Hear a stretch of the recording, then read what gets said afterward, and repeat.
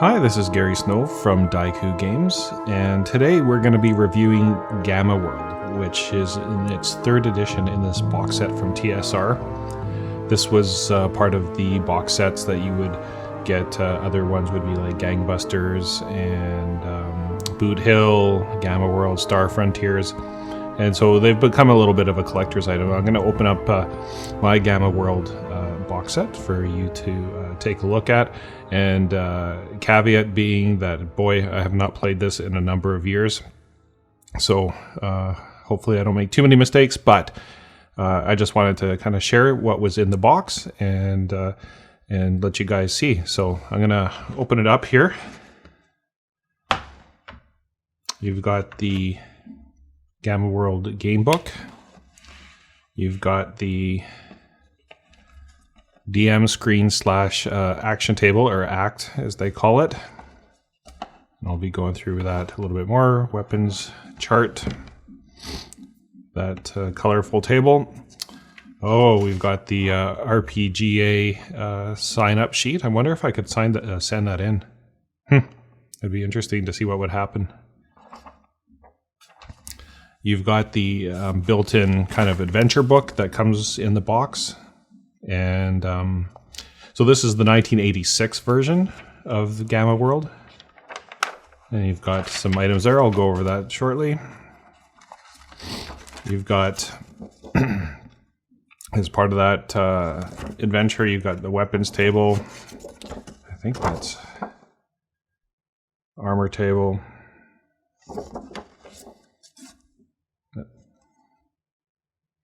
More map. The action table, the wilderness.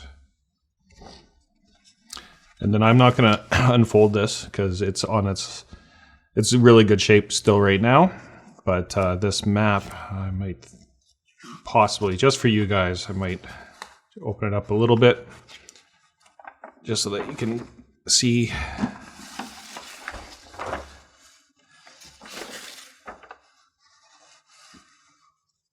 The North American map. So you've got, this is the apocalypse, right? And we'll go into more details later, but you've got the map here on the left side. You've got the West Coast, and it's been flooded due to global warming, and same with the Gulf Coast here of North America, and Florida is not as long as it used to be. So there's some items there, and then there's more of a regional map that I think, in a city map. Colorful. Big wall map. And then the reference book. Let me move the box out of the way, and the reference book here, which has some creatures. But first things first. Let's review and open up the Gamma World game. So really evocative art, I think.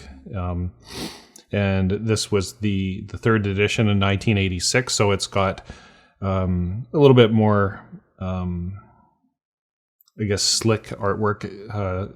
TSR was really coming into its own. I think it's Elmore and Easley that did and Keith Parkinson, so like all names that are familiar with a lot of Dungeons and Dragons, especially advanced Dungeons and Dragons kind of artwork. So that was of that era. A bit of a nice story here about the tale of Elder Twilight and the changing. So this is set in the 25th century. So in the far future, something has happened, and the world has ceased to know it as we exist. But the technology that is in the world right now is way more advanced than what we currently use. So there's a bit of a runway for some of this technology, to like lasers and all that kind of stuff, to still be implemented before the fall of civilization. So they talk about it's kind of like Mad Max, and they tell legends and stories of the way things used to be. So once again, you have the setting, and you'll pretty much see throughout the whole book a real lack of art in far as the layout goes. And And it's funny when you compare it to some of the stuff today, like Mork Borg, where you're like some pages only have 1 or 2 sentences and it's all visual. And here they are just trying to maximize their space and the text, and lots of headings and subheadings. And, given desktop publishing and where it is today versus when it was back then, I can totally see why they would have done this, but leaves a little bit to be desired. So building a characters, you have your basic abilities. So you've got physical strength, you've got dexterity, constitution, and that's on the physical side. And then on the mental side, you have mental strength, intelligence, and charisma. So those are your 6 main abilities that you use throughout the game. And they're on the 3 to 18 scale, just similar to Dungeons and Dragons, so that you should be able to work in translating those characters over. And in the DM's guide, there's actually, in the first advanced Dungeons and Dragons DM's guide, there is a table for doing some of the transferring of stats over. So I don't know if anybody did at that point, but the one main thing is the act table, and I'll go into that in more detail about how you use the act table, the modifiers, the success rate.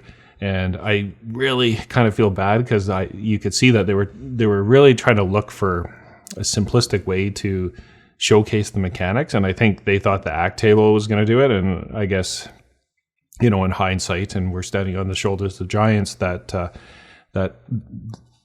you can kind of criticize for how complex some of these games are from the 80s.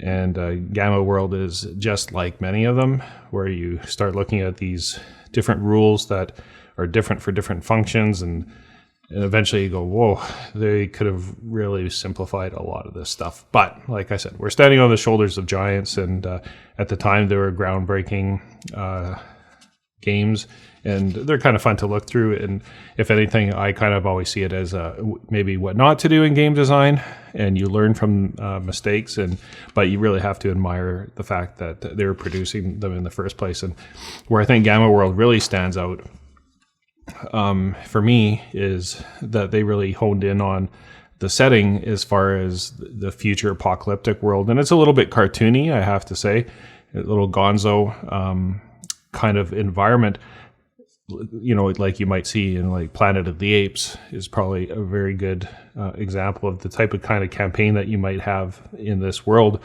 But when you look at some of the later on, when we look at some of the things, I mean, those tropes and characters and monsters and mutations, those have been reharnessed. And as an aspiring game designer, you look at the stuff and you go, yeah, I'm not inventing anything new. Like, there's a lot of thought that went into some of the game settings. So, sorry, I probably skipped over that a little bit. You have your character types. So you can have either human, humanoid, or a mutated animal. And those are kind of the 3 basic types. You have some of the same mechanisms as Dungeons & Dragons. You have hit points. There are more explicit mutations, and there's also plant mutations, but you can't be a playing character of plant mutation. There's experience, rank, and talents. So this really plays into, it's kind of like hit dice.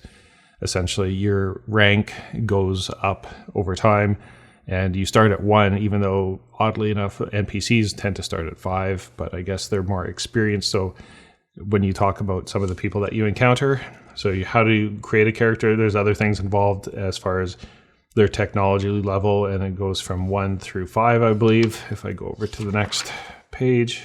Oh, yeah. So, it goes right from primitive to alien being level 5. You can equip characters, and you have starting funds to buy your stuff. Once again, lack of art. You can hire help, you can gain information, and how you advance. So you gain experience points, and then those experience points, when you want to spend your experience that you've saved up, you can increase your rank by 1 by spending 100 times your current rank. So if you were in rank 5 already and you wanted to go up another rank to 6, you would spend 500 experience points. Ability score by 100 times the current score. and et cetera, et cetera. So not a bad way, character points essentially, that you're buying your attributes and your skills and mutation, and then rank advancement and the hit points that you would get for each rank advancement. And then there's health, healing, illness, all those things that are core to role-playing games. And then you have part 3 of the basic game, which is the distance, time, 10 seconds per round, 6 rounds in 1 minute. So that's 10 seconds per round, 6 rounds per minute. A sequence of events and fatigue. And we'll go over the chart, what these the terrain mean. It's a little bit kind of silly as far as the expedition part of the game, but it is resource management and taking damage and encounters from just traveling. Once again, how many pages has that been? With no art. I should keep track of this. That's a lot of pages with no art on it. Tough, but anyways, that's the way it goes back in the day. So you've got your speed, your burdens, special movement rates, movement during combat.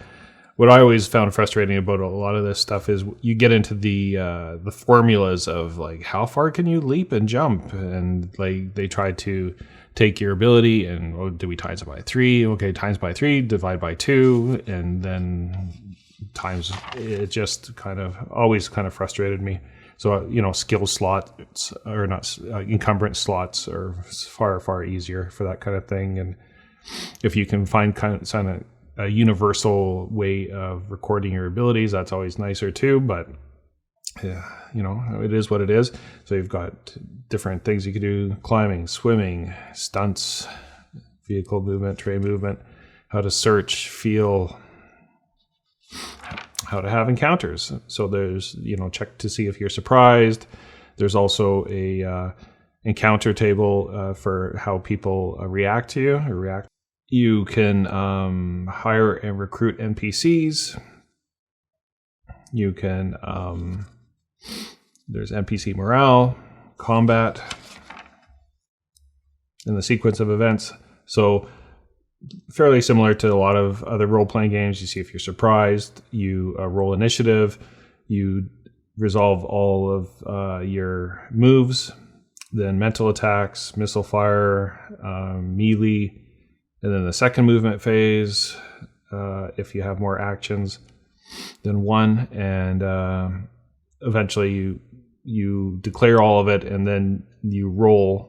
And so the advantage, they suggest that you could potentially have the people that have the highest initiative let the other team go first, so that they at least know what they're doing, because the way the initiative rolls out is they can decide, if they would get an advantage, as an example of somebody running away.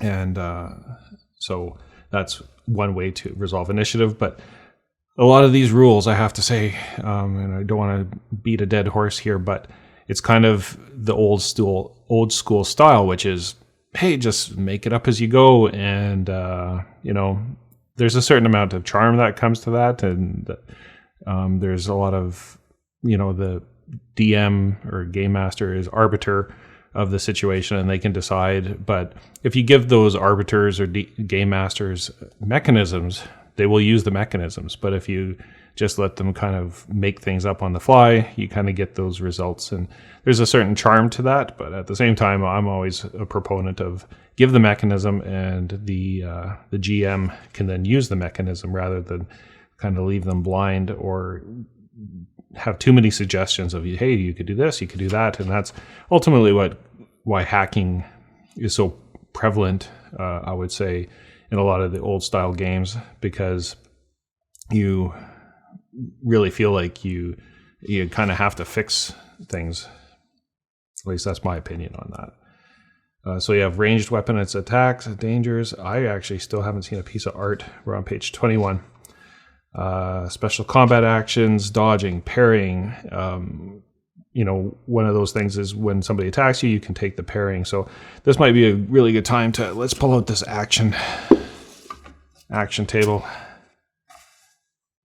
kind of highlight that action table. So as an example of, let's see if somebody, I'm going to maybe just move this book out of the way so it's not distracting. So on the action table, if you have your rank of, just say you're a 7, and you want to hit somebody, you roll your 2d 10 to get your percentage. So I'm going to say that green is the 10 and purple is the singular. And so if I roll, what did I say, attack rank 5, so you can see that on the scale here. So I got 16, which if you look on the attack rank 5, 16 black or white is fail. The cutoff is the 10 and the 11 between black and white, but it didn't matter because it was still well under the 62 that I would have required to do it and be successful. So let's roll it again. 43, unsuccessful. 63. Okay, well, I barely achieved it. And if you look at the damage that I would occur,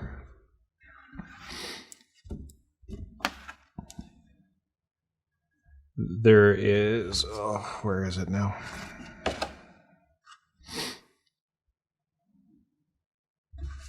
I might have to find it. There's a times 5 damage versus times 1, times 2. Like I said, these tables are not exactly the best here. So you guys are probably spotting it and screaming at me through the YouTube going, it's there, it's there. But so you get your damage and you can do times 1, times 2, times 3, times 4, times 5. Red being the highest if you could achieve that. So a high percentage, 98. The one thing I would say I like about this versus a lot of percentile games and dice rolling is that I have a psychological barrier, and it's probably just me. I have a psychological barrier about rolling under a percentile. And that's kind of why I've always shied away from percentile mechanics, and that's what RuneQuest or Cthulhu or any of those games like that is, that I kind of like the mechanics to be a little bit more abstract. So using other dice that aren't percentiles are just more appealing to me, and the whole rolling under is also kind of frustrating because in my head always like better is higher. So that's just probably a cognitive disconnect that I have. I don't know if anybody else is the same way, but that's kind of the way I feel about percentiles. But to each their own, right? Different horses for different courses. So going back to the chart, if you go, I don't need to keep rolling on it, but if you also were using it like a skill check, your rank is then replaced by your attribute. So if you were doing something with strength, that goes on the chart and you get that percentile roll. So that's kind of the basic mechanics of it. And then, the pairing, you can do opposing roll, so to speak, pairing, but it's not actually the percentile. It's just the level that they attacked you at. So it's whether it's the blue or the green. And you get a lot of modifiers. And they use the term CS, which is kind of funny because there's so many CS. And to be honest with you, I don't even know what CS stands for, because they have like all these different ability modifiers, weapon modifiers, but they're all CS, minus 5 CS. So eventually what it boils down to is on the act table, but all these different CSs could come from a variety of different modifiers.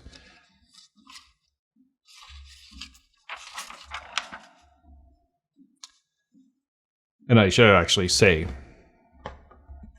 on here too, if you were at 5 and if you were doing an attack that required like a higher dexterity, you do get your bonus modifier if you're ability or attribute is high enough. So that's one thing I probably should mention. And then you get into your spell and effects and attacks. Once again, I think we're on page 26 and still no art. And there's duration tables, mental shock, slam table, a rule for everything essentially. And in part 4, encounters, creatures, robots, computers, the different types of encounters, the different locations, and the base damage of them. For the movement and hazards, rewards, information, valuables, artifacts and equipment and artifact condition. So this is always interesting too. The artifacts were probably among the more interesting parts of it because, just like a lot of post-apocalyptic worlds, you're trying to piece together what happened, and once in a while you forage into a place and collect artifacts that are from the old world and could be useful to you in your campaign. So they give you some tips on choosing scenarios, designing a setting, selecting a villain, drawing encounter maps, basic kind of role-playing game stuff, selecting your party, what makes sense, and then you identify your goals, the different factions, campaign play balance, the societal system, so whether they come from tribal, feudal, city-states, cryptic alliances, improving your status. So this is more about not your rank, so to speak, but your status within the community. Here's a fun, we've 38, page 38, before we got another piece of artwork on the inside.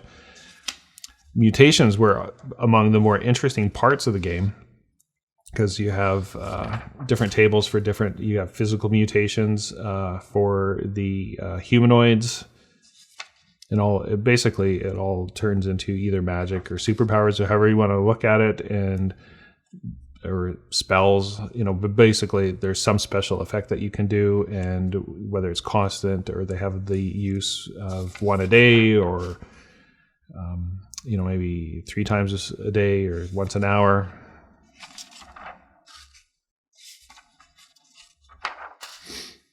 Mental mutations, that's kind of more of the psionics. So a lot of stuff, I think, they're probably really well ahead of their time and the first to do it. And once again, from an aspiring designer myself, when you look at some of the great stuff that conceptually has been written in the past, you go, I am truly standing on the shoulders of giants. And a lot of the games you see today are just retreads or new versions or inspired by a lot of the stuff that has already come before it.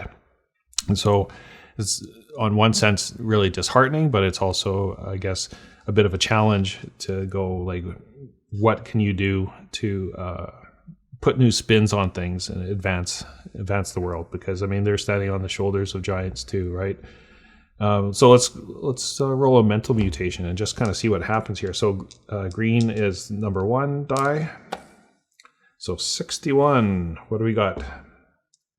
The cryokinesis. So fire and ice kinesis.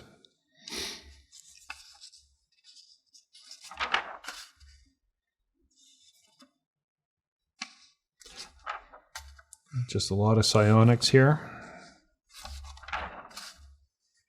Plant physical mutation. Let's try there. Let's roll on that.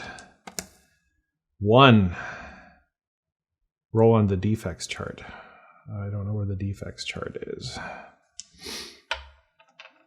Let's roll again then. I don't want to hunt for the defects chart. 30. What do we get for 30? Chameleon powers. That's cool. A plant chameleon. Here's the defects chart.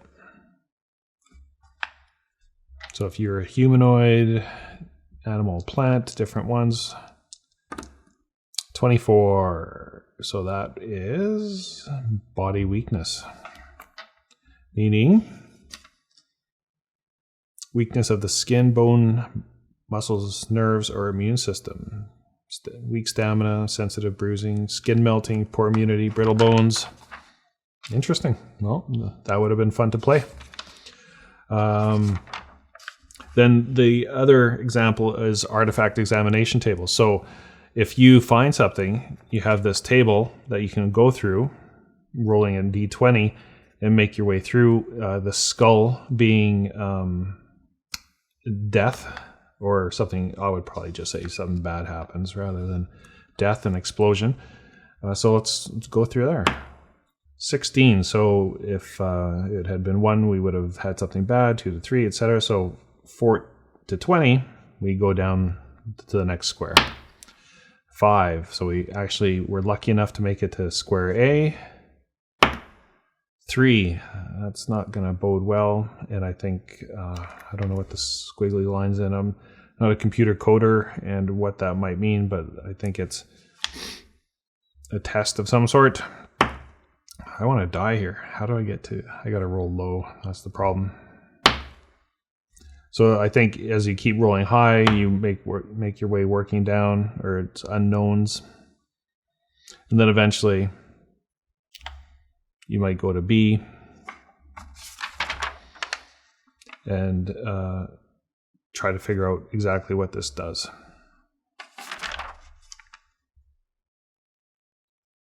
I might have to delve into that again. That might be worth a whole new episode on its own.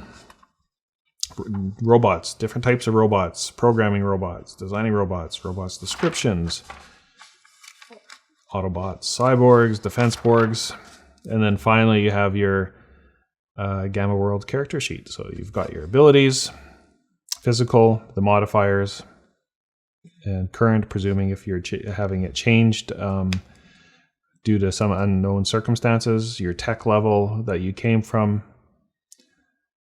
your status points, community, your rank and talents that come with it, physical, mental mutations, skills, your armor, weapon, gear, hit points, wounds, experience points.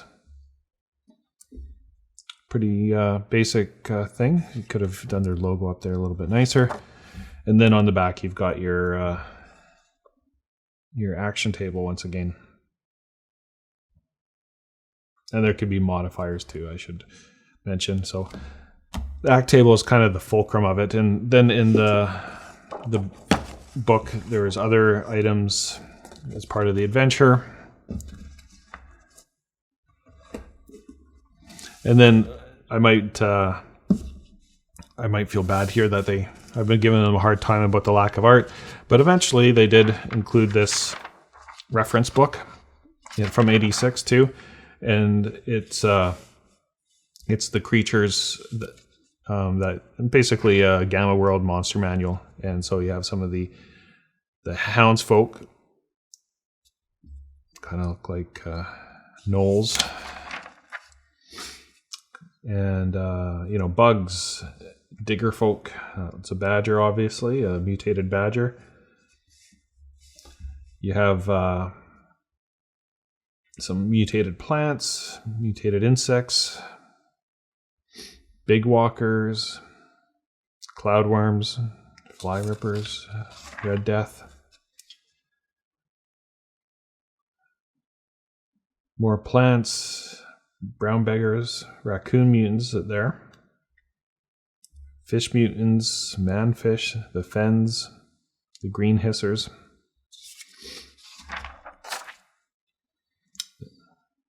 Hissers, man snakes, flopsies. So you've got mutant rabbits, jackalopes, lizard bushes, porcupine plants. So a lot of fun kind of gonzo-y kind of creatures that you kind of mix and match. Stuff that you might be able to encounter. The Orlins, like Ettins with 2 heads.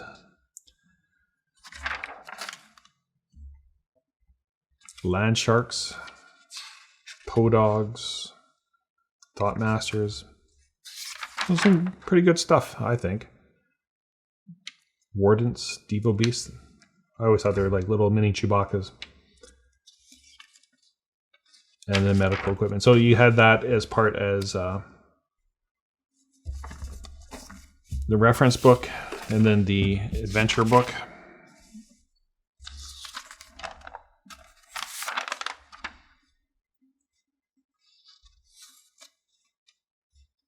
So it's a what is the victory condition that you're trying to achieve, and the adventure that comes with it.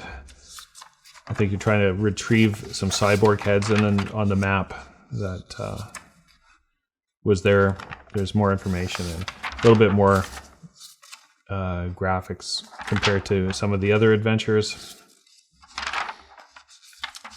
But there's our little mini Chewbacca guy. Wookiee, I suppose you'd want to call it. And so a little bit more art, and all the different hexes have their code. And then looks like a bit of a secret society there. And in the future, I've got these two modules that I'll probably be reviewing. This is more like Planet of the Apes, where the zoo has now got its own little society revolving of it. And this is, I think, the very first one, where you've got the heavy villain that is tormenting the world. So you can see the logo differences from the first version to this, like, I think circa 93 versus 86. So just slightly different, and they've added the mutant eye plant ball there. So anyways, I think, once again, very kind of confusing mechanics in general, but in the end, I think Gamma World is a pretty decent setting, and you know, if you can get your hands on these at a thrift store, I wouldn't go out and pay a lot of money on eBay for it, but if you can find one of these on in the thrift store or garage sale or something like that, I would say pick it up, and it's worth a flip through. And as always, I get super inspired when I see some of this older stuff, and it's a little bit of a lesson of what not to do as role-playing games have evolved, and you try to make things simple for people learning them, and these could be kind of confusing, and they were doing their best at this time with the chart, the act chart, but there's so many kind of rules that don't really relate to each other, and it can be kind of confusing. But anyways, good concept, and I know that there is a newer Gamma World that they've put out on Kickstarter, but so some of I haven't tried it, or even, to be frank, looked at it, but you might be able to find some of the same content in there in a more simplified game thing, but that's not kind of the purpose of my reviews. It's kind of to see what had been done in early days of role-playing games, and just be a bit of more of a historical lens on it. So anyways, thanks for watching. I hope you enjoyed it. I'm always unsure how deep to go into these in the mechanics, or if people just want me to do a flip through a little bit faster. So let me know what you prefer. Is it too much detail, not enough detail? I might, like I said, I'll probably do these two modules at a future date, and so look forward to that.